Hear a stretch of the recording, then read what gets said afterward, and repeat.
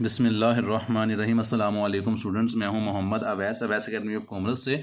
तो आज की वीडियो में हम डिस्कस करेंगे 9th क्लास के मैथ्स के एक्सरसाइज 1.2 को। तो क्वेश्चन को स्टार्ट करते हैं। क्वेश्चन नंबर 1 में कहता है from the following matrices identify unit matrix, row matrix, column matrix and null matrix के ABCDEF हमारे पास मैट्रिसेस गिवन है। इसमें से हमने आइडेंटिफाई करना है जी यूनिट मैट्रिक्स कौन सा है, रो मैट्रिक्स कौन सा है, कॉलम मैट्रिक्स कौन सा है और नल मैट्रिक्स कौन सा है। तो सबसे पहले हमारे पास वैल्यू लिखी हुई है ए इज इक्वल टू हमारे पास वैल्यू है 0 0 0 0।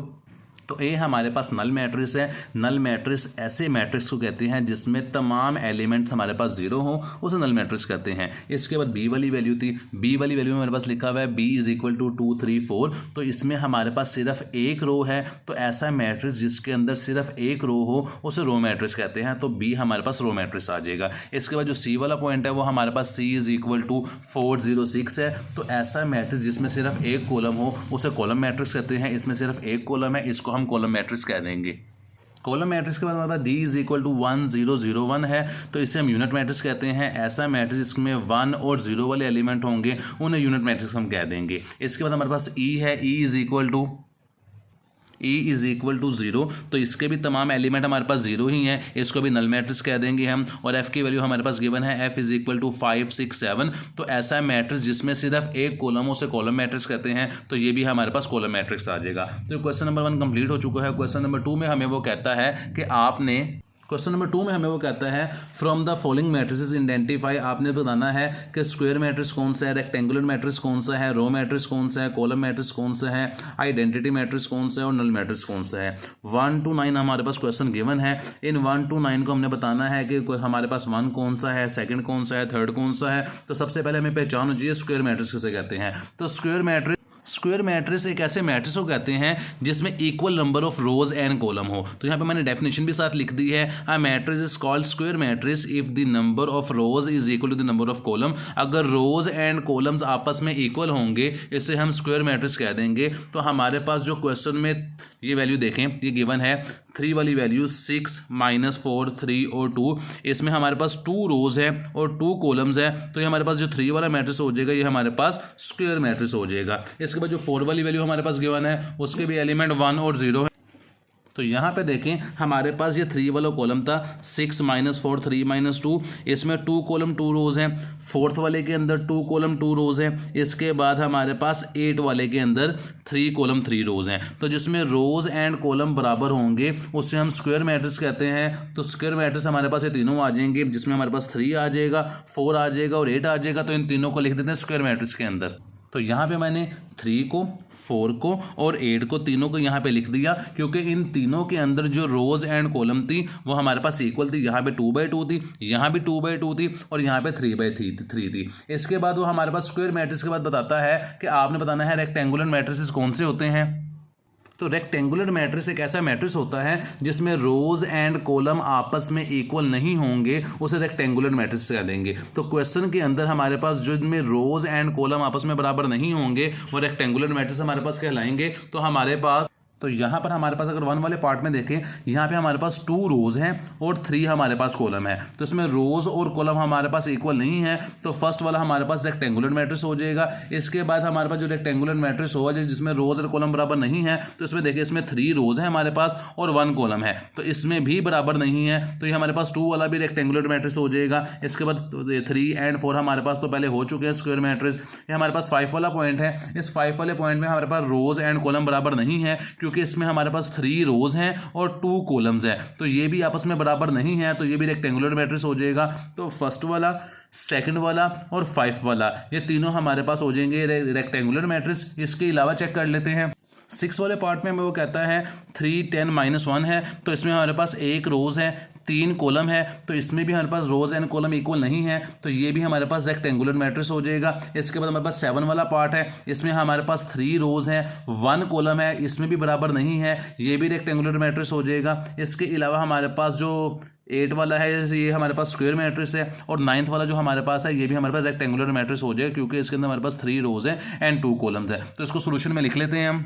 तो यहाँ पे हमने फर्स्ट वाली को लिख दिया रेक्टेंगुलर मैट्रिक्स, इसके बाद थर्ड वाली को लिख दिया जिसमें रोज एंड कॉलम इक्वल नहीं थे, थर्ड वाली के बाद 5 वाली को लिख दिया जिसमें रोज एंड कॉलम इक्वल नहीं थे, 5 के बाद 6 वाली वैल्यू को लिख दिया, 7 वाली वैल्यू को लिख दिया और 9th वाली वैल्यू को लिख दिया। इन तमाम वैल्यूज में हमारे पास रोज एंड कॉलम इक्वल नहीं थे, इसे रेक्टेंगुलर मैट्रिक्स कहते हैं। इसके बाद उसने क्वेश्चन में बताया था कि रो मैट्रिक्स को आइडेंटिफाई करना है, तो रो मैट्रिक्स कहते हैं ऐसा मैट्रिक्स जिसके अंदर सिर्फ एक रो हो, उसे रो मैट्रिक्स कहते हैं। तो क्वेश्चन में हमारे पास सिर्फ ये पॉइंट नंबर जो 6 था हमारे पास, उसमें सिर्फ एक रो थी, उसे रो मैट्रिक्स कह देंगे। इसके बाद उसने डी वाले पार्ट में कहा था कि कॉलम मैट्रिक्स को आइडेंटिफाई करें, तो क्वेश्चन के अंदर हमारे पास दो मैट्रिक्स गिवन थे, सेकंड वाला और 7th वाला। सेकंड वाला और 7th वाले के अंदर सिर्फ एक एक कॉलम था, तो ऐसा मैट्रिक्स जिसके अंदर सिर्फ सिंगल कॉलम हो उसे कॉलम मैट्रिक्स कहते हैं। तो सेकंड और 7 वाला हमारे पास कॉलम मैट्रिक्स आ जाएगा। इसके बाद वो कहता है आइडेंटिटी मैट्रिक्स का हमने बताना है, तो आइडेंटिटी मैट्रिक्स ऐसे मैट्रिक्स को कहते हैं जिसके तमाम एलिमेंट 1 और 0 वाले हों, तो उसे आइडेंटिटी मैट्रिक्स कहते हैं। उसके एलिमेंट होते हैं 1 0 0 1।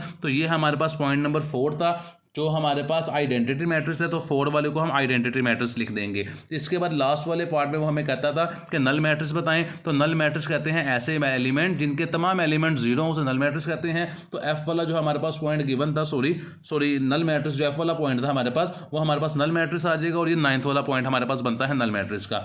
इसके बाद क्वेश्चन नंबर 3 में हमें वो कहता है कि आपने आइडेंटिफाई करना है from the following matrices identify diagonal, scalar and unit. Unit को कहते हैं आइडेंटिटी मैट्रिक्स, कि आपने बताना है डायगोनल मैट्रिक्स कौन से हैं, स्केलर मैट्रिक्स कौन से हैं और यूनिट मैट्रिक्स कौन से हैं। हमारे पास वैल्यूज गिवन है A B C D E और यहाँ पे लास्ट वैल्यू हमारे E तक हमारे पास वैल्यूज गिवन है। इनमें से हमने बताने हैं हमारे पास डायगोनल मैट्रिक्स कौन से हैं, स्केलर मैट्रिक्स कौन से हैं और यूनिट मैट्रिक्स कौन से हैं। तो सबसे पहले पहचान करते हैं स्केलर मैट्रिक्स की, कि स्केलर मैट्रिक्स किसे कहते हैं। स्केलर मैट्रिक्स ऐसे मैट्रिक्स होते हैं जहां पर हमारे पास डायगोनल एंट्रीज सेम हो। देखिए डेफिनेशन है, a diagonal matrix is called a scalar matrix if the all diagonal entries are same. अगर सेंटर वाली तमाम वैल्यूज हमारे पास सेम होंगी, कांस्टेंट होंगी, एक जैसी होंगी, तो इसको हम डायगोनल मैट्रिक्स कह देंगे। या नॉन जीरो वैल्यूज होंगी, कहता है कि या तो डायगोनल एलिमेंट्स हो, डायगोनल एंट्रीज हो, तमाम वैल्यूज हमारे पास सेम हो, या नॉन जीरो हो, इसे हम स्केलर मैट्रिक्स कहते हैं। तो स्केलर मैट्रिक्स हमारे पास कौन कौन सा हो जाएगा क्वेश्चन के अंदर।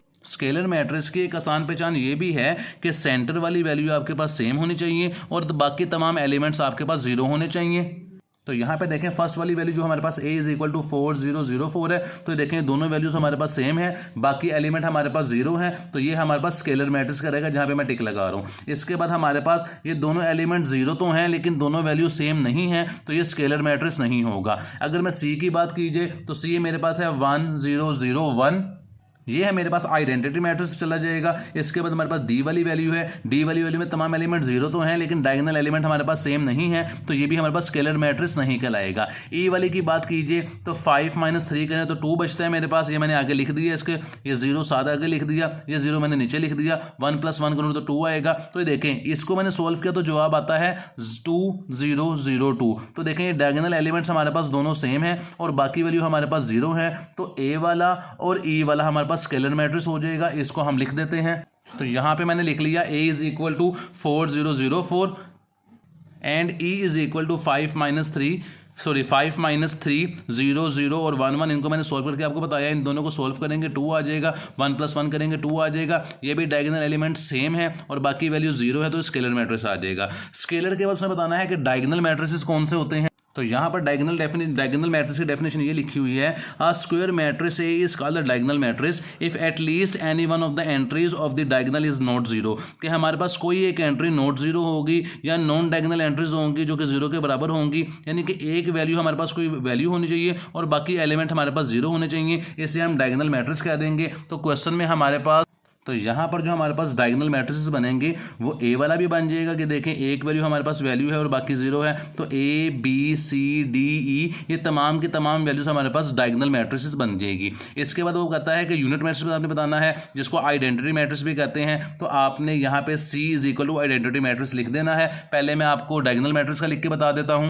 तो डायगोनल मैट्रिक्स के अंदर A हमारे पास आ जाएगा, B हमारे पास आ जाएगा, A B के बाद C की वैल्यू आ जाएगी, D की वैल्यू आ जाएगी, E की वैल्यू आ जाएगी। इसके बाद हमें बताना है कि हमारे पास यूनिट मैट्रिक्स कौन सा, जिसे आइडेंटिटी मैट्रिक्स कहते हैं। तो ऐसा मैट्रिक्स जिसमें तमाम एलिमेंट 1 और 0 वाले हो, 1 0 0 1 वाले एलिमेंट्स हो, इसको हम आइडेंटिटी मैट्रिक्स कहते हैं। तो C वाला हमारे पास आइडेंटिटी मैट्रिक्स हो जाएगा।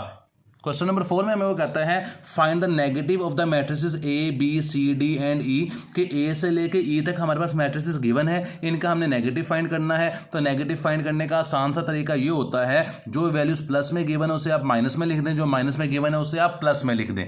तो ए हमारे पास गिवन है 1 0 1 -1, इसको जब नेगेटिव में कन्वर्ट करेंगे तो मेरे पास ये प्लस वाली माइनस में चली जाएगी, जीरो वैसे लिख देंगे, माइनस वाली को प्लस में लिख देंगे। तो जो हमारे पास प्लस में वैल्यू थी उसे माइनस में लिख देंगे, माइनस वाली को प्लस में लिख देंगे। तो ये प्लस में है, ये माइनस में आ जाएगी, जीरो एज इट इज आ जाएगा, और माइनस वाली को प्लस में लिख देंगे। इसका बी पार्ट्स का जो नेक्स्ट पार्ट था, बी की वैल्यू गिवन है 3 -1 2 1, इसको जब नेगेटिव में कन्वर्ट करेंगे तो 3 माइनस का हो जाएगा, 1 प्लस का हो जाएगा, 2 माइनस का हो जाएगा और 1 माइनस का हो जाएगा। सी की वैल्यू गिवन है 2 6 3 2, इसे जब नेगेटिव में कन्वर्ट करेंगे तो तमाम वैल्यूज हमारे पास माइनस की हो जाएंगी, -2 -6 -3 -2। डी की वैल्यू गिवन है -3 2 -4 5, इसे जब नेगेटिव में कन्वर्ट करेंगे माइनस वाली को प्लस में कर देंगे, प्लस वाली को माइनस में कर देंगे, तो -3 प्लस हो जाएगा, 2 माइनस हो जाएगा, -4 प्लस हो जाएगा और 5 हमारे पास माइनस हो जाएगा।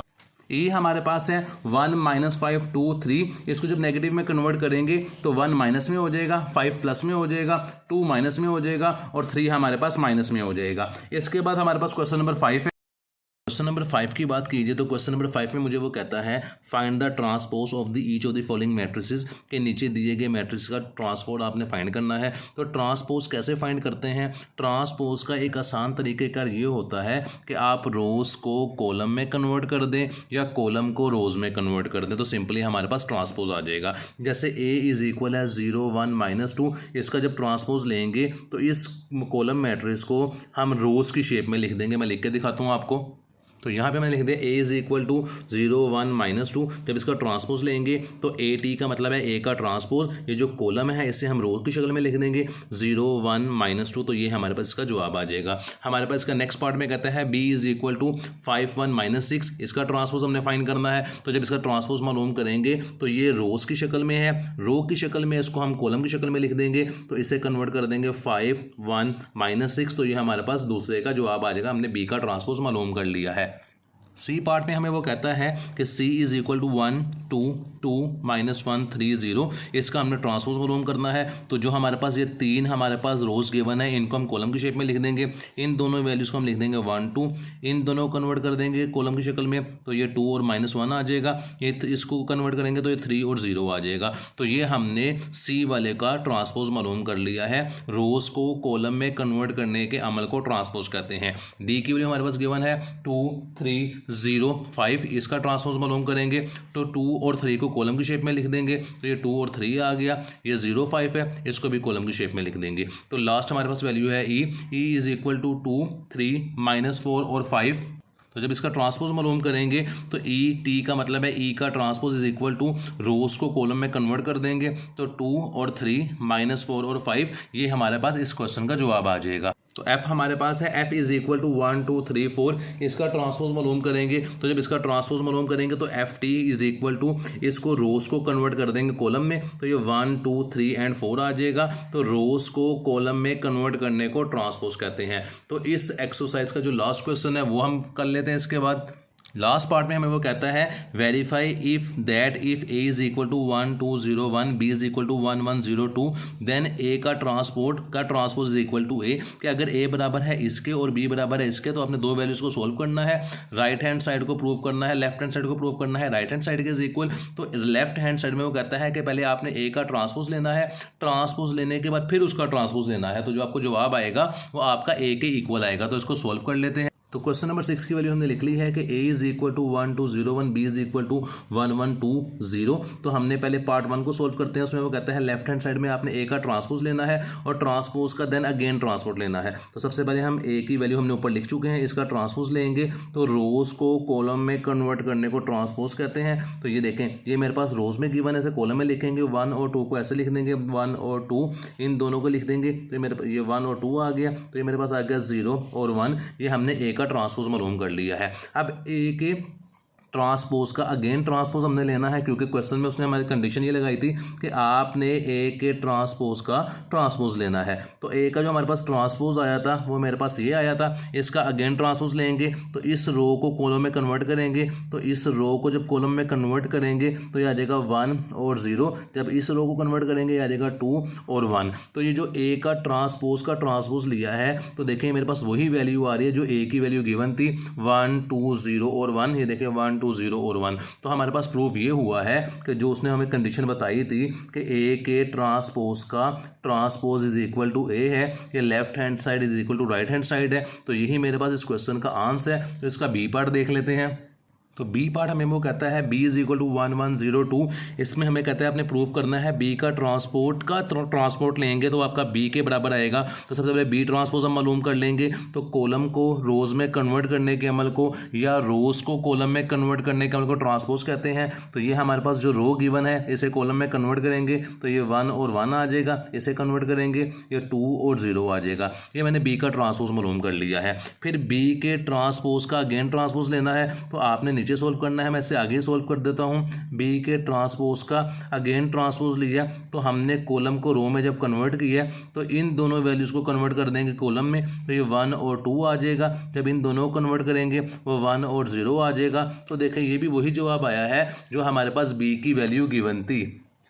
तो यहाँ पर भी हमने प्रूफ कर दिया है कि b का जो ट्रांसपोज हमारे पास था अगेन उसका ट्रांसपोज लिया है तो वो वैल्यू हमारे पास b के इक्वल ही आती है। इसके साथ ही एक्सरसाइज मुकम्मल हो जाती है। इंशाल्लाह नेक्स्ट वीडियो में आपसे मुलाकात होगी, तब तक के लिए अपना ख्याल रखिएगा। अल्लाह हाफिज़।